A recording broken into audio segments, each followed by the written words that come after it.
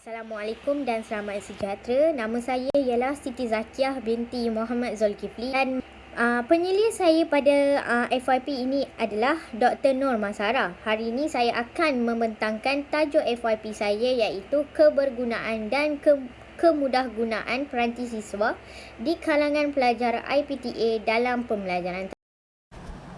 Di bahagian agenda, topik utama yang bincangkan pada pembentangan hari ini adalah objektif kajian, metodologi, dapatan kajian dan instrumen. Terdapat 3 objektif kajian dalam kajian empirikal ini.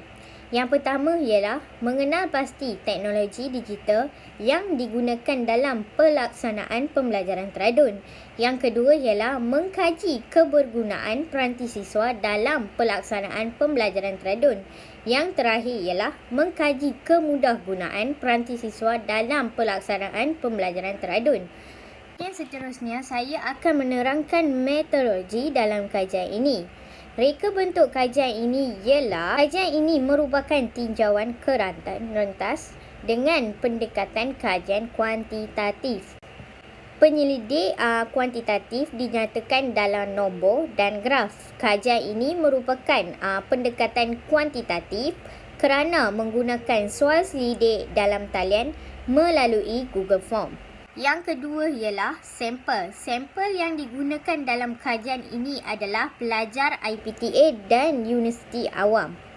Seterusnya ialah metodologi prosedur.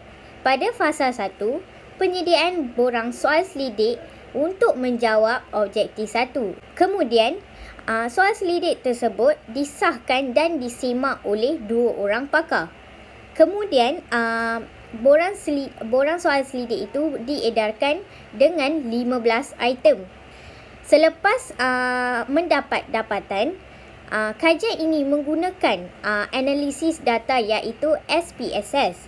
Selepas menganalisis data, dapatan menunjukkan ialah 79% pelajar IPTA menggunakan peranti siswa. Kemudian kajian ini diteruskan dengan fasa yang kedua ialah menyediakan borang selidik yang kedua. Senarai semak pemerhatian untuk menjawab objektif 2 dan objektif 3. Begitu sama juga, soal selidik dan pemerhatian disemak dan disahkan oleh 2 orang pakar.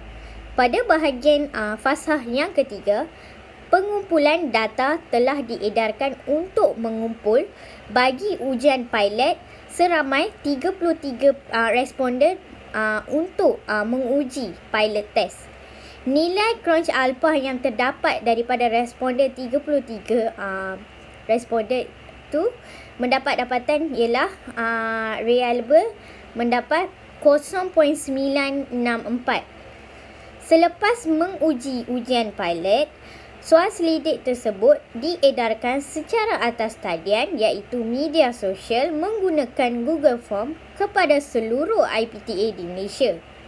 Selepas mendapat dapatan, tersebut menganalisis di SPSS. Instrumen yang terdapat dalam kajian ini adalah 2 jenis iaitu soal selidik dan pemerhatian. Terusnya di bahagian analisis data kuantitatif. Kajian ini analis data yang digunakan adalah statistik deskriptif. Statistik deskriptif sejenis analisis data kuantitatif digunakan untuk menerangkan atau mempersembahkan data dalam bentuk kuantitatif yang mudah difahami. Kita beralih kepada dapatan kajian yang pertama iaitu dapatan kajian awal. Ini adalah maklumat demografi bagi soal selidik menjawab objektif yang pertama. Di bahagian B, terdapat dapatan iaitu teknologi digital yang digunakan dalam proses pembelajaran teradun daripada 255 responden yang memilih peranti siswa adalah peranti yang digunakan semasa pembelajaran teradun.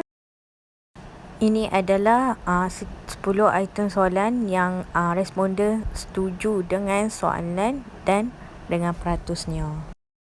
Sebelum mengedarkan soal selidik yang kedua iaitu soal selidik tersebut telah menguji pilot test untuk mendapatkan reliability statistik. Soal selidik tersebut adalah 0.96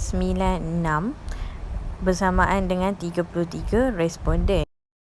Selepas itu, kajian ini diteruskan dengan soal selidik yang kedua, iaitu dapatan kajian yang kedua.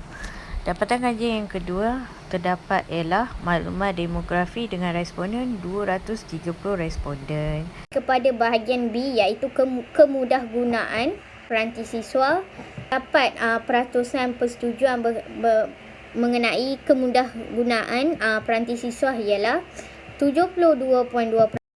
Ini adalah dapatan persetujuan daripada setiap item soalan di bahagian kebergunaan peranti siswa. Dapatan persetujuan yang keseluruhan ialah kebergunaan peranti siswa mendapat peratus sebanyak 76.3%.